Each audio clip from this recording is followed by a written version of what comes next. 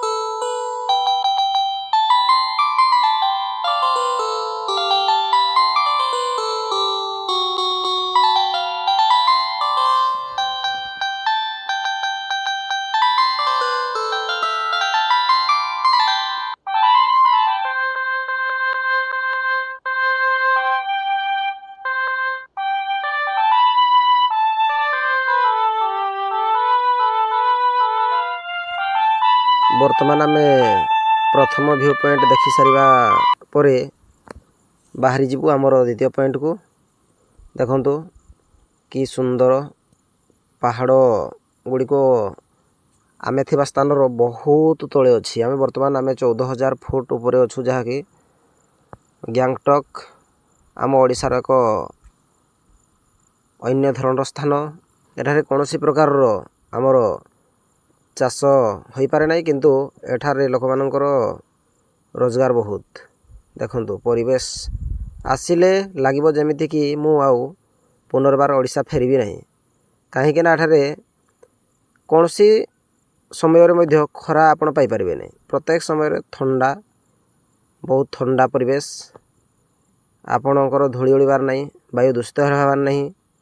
एमती एक परिवेश देखा चाहिए केवल गैंगटॉक सिक्किम आसबे। देखो एठाकार नीति नियम बहुत सुंदर। आपण कौन सी प्रकार माने अनपोलेड साउंड पाइबे नहीं, जहाँकि देखो ये घर गुड़िक केमिति माने जेड़ा आमर पाहुच पाहुच होइकी घर गुड़ा करा जाइछि, जेड़ा कि आमे ता देखिले ही आपण जानि पारिबे, सेमिति तो जानि पारिबे नहीं। तेणु थोड़े आसंतु गैंगटॉक बुलिकी जातु। वर्तमान आमे द्वितीय व्यू पॉइंट को चली आसीछु, मानेस्ट्री मंदिर बुद्धिस्ट जींकर। आसंतु वर्तमान यही परवर्ती द्वितीय पॉइंट को आपण देखि नियंतु।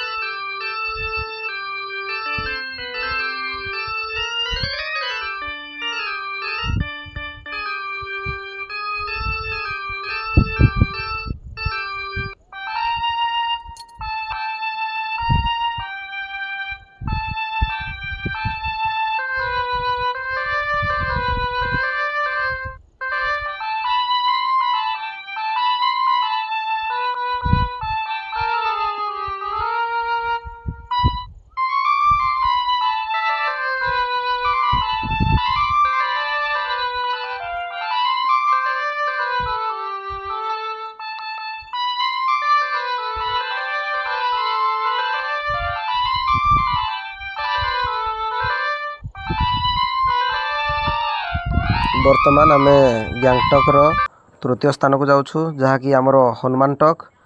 ଆମକୁ ବର୍ତ୍ତମାନ ଟିକେ ଭୋକ ହୋଇଯାଇଛି, ସମୟ 12:30 ହୋଇଗଲାଣି। ତେଣୁ ଆମେ କିଛି ଜଳଖିଆ କଲା ପରେ ଆମେ ବର୍ତ୍ତମାନ ମନ୍ଦିର ଯିବୁ। କିନ୍ତୁ ଜାଣିଥାନ୍ତୁ ଏଠାକାର ଖାଦ୍ୟପେୟ ଉପରେ ବହୁତ ରେଟ୍ ପଡ଼ିଥାଏ, ବେଶୀ ଦରଦାମ ହୋଇଥାଏ। କାହିଁକିନା ଏଠାକୁ ଆମର ପ୍ରତ୍ୟେକ ଖାଦ୍ୟ ସାମଗ୍ରୀ ଗୁଡ଼ିକ ନ୍ୟୁ ଜଲପାଇଗୁଡ଼ି ବା ସିଲିଗୁଡ଼ିରୁ ଆସିଥାଏ। ତେଣୁ ଖାଦ୍ୟର ରେଟ୍ ଅଧିକ। ଦେଖନ୍ତୁ ଏଠାରେ ଆମର ସମସ୍ତେ ଖାଦ୍ୟ ଖାଇବାରେ ବ୍ୟସ୍ତ ଅଛନ୍ତି। ଏଠାରେ ଆମର ଜୋତା ଷ୍ଟାଣ୍ଡ ଅଛି। ଜୋତା ଷ୍ଟାଣ୍ଡ ଗୁଡ଼ିକ ଦେଖନ୍ତୁ, ଆମ ଓଡ଼ିଶାରେ ପ୍ରତ୍ୟେକ ଜାଗାରେ ଜୋତା ଷ୍ଟାଣ୍ଡରେ ପଇସା ପଡ଼େ, କିନ୍ତୁ ଏଠାରେ ଆମର ଜୋତା ଷ୍ଟାଣ୍ଡ ଗୁଡ଼ିକରେ କୌଣସି ପ୍ରକାର ପଇସା ଖର୍ଚ୍ଚ ନାହିଁ। ଆଉ ସମସ୍ତେ ନୀତି ନିୟମ ଗୁଡ଼ିକ ପାଳନ କରି ଜୋତାକୁ ସୁନ୍ଦର ଭାବରେ ସଜ୍ଜିତ କରି ରଖନ୍ତି। ଏହି ଅଞ୍ଚଳଟି ଆମର ଆର୍ମିମାନଙ୍କ ଦ୍ୱାରା ସୁରକ୍ଷିତ ରଖାଯାଇଛି, କାରଣ ଏହି ଯେଉଁ ସିକିମ ଅଞ୍ଚଳଟି ଆମର ଇଣ୍ଡିଆ ଏବଂ ଚାଇନା ବର୍ଡ଼ରରେ ରହୁଛି।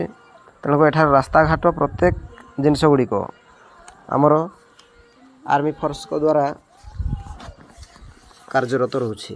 ଆସନ୍ତୁ ବର୍ତ୍ତମାନ ଆମେ ଆମର ଯେଉଁ ଗ୍ୟାଙ୍ଗଟକ୍ର ତୃତୀୟ ଲୋକାଲ୍ ସ୍ଥାନଟି ଅଛି, ଏହି ହନୁମାନ ବାଟିକା ଭଳିଆ, ଏଟାକୁ ଆସନ୍ତୁ ଆମେମାନେ ଦେଖି ତାର ମଜା ନେବା।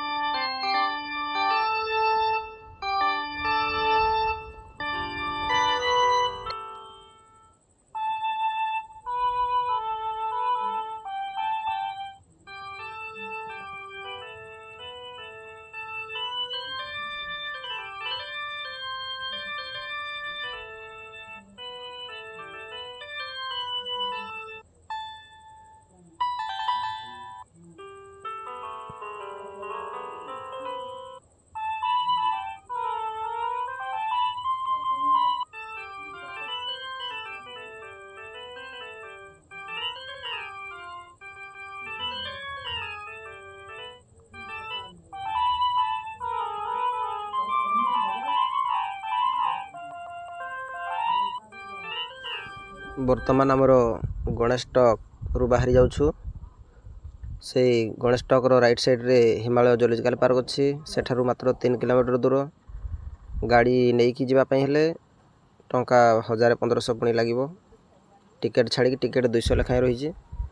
ବର୍ତ୍ତମାନ ଦେଖନ୍ତୁ ଲୋକ କେତେ ଭିଡ଼ ରହୁଛି। ଏହି ଲୋକ ଗୁଡ଼ାକ ସବୁ ପର୍ଯ୍ୟଟକ। ଏଠାରେ କେହି ଏହି ସିକିମ୍ ଗ୍ୟାଙ୍ଗଟକ୍ ଅଞ୍ଚଳର ଲୋକ ନାହାନ୍ତି। ସବୁ ଆମର ବିଭିନ୍ନ ଦେଶ ବିଦେଶର ଲୋକ, ଆମ ବିଭିନ୍ନ ରାଜ୍ୟର ଲୋକ ଅଛନ୍ତି।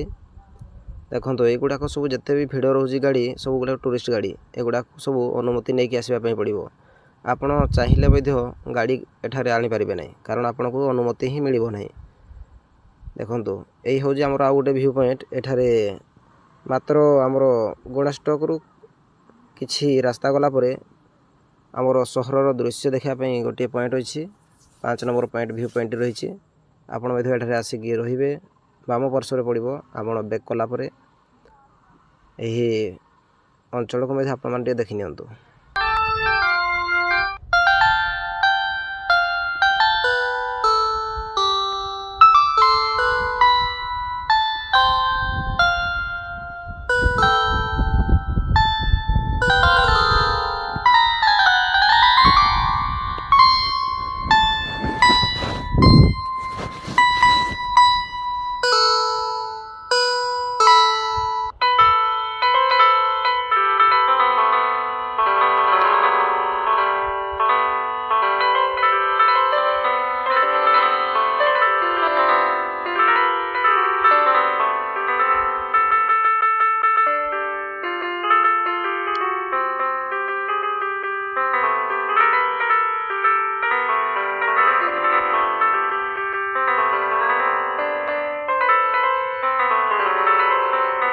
सिक्किमर 6 नंबर व्यू पॉइंट को आपको स्वागत।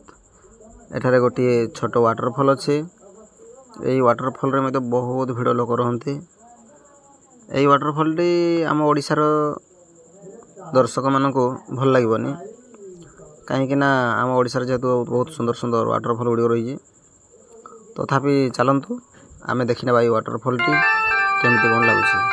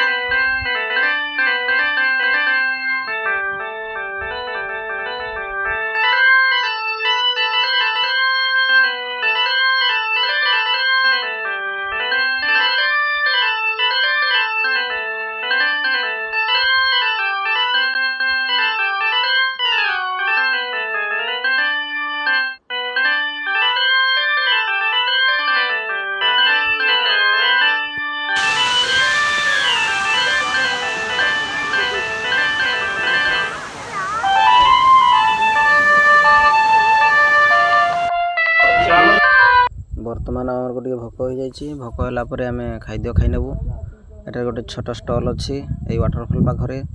तापर आम परवर्ती आमर जो व्यू पॉइंट रही बुद्धिस्ट सेठक आम जाऊँ। आपण मैंने आसतु बुद्धिस्ट को देखी।